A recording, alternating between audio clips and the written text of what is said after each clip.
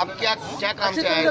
Public क्यों ऐसे public तो डॉक्टर इसको कह रहे अब डॉक्टर के पास आए थे, क्यों आए थे? बताइए ना। आप जामुनी में भी वो क्यों गए थे? वो केमिस्ट के पास जामुनी में भी गए थे, बोलिए कहाँ पैसे लेते तो आपने उन लोगों को बोला कि आप ड्रग इंस्पेक्टर हैं, क्यों बोला था?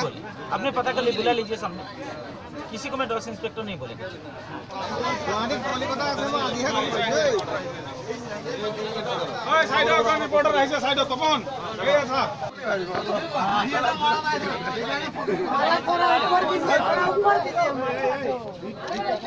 बेटा को बात दे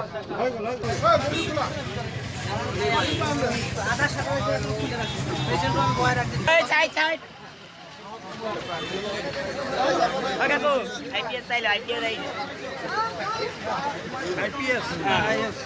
आईपीएस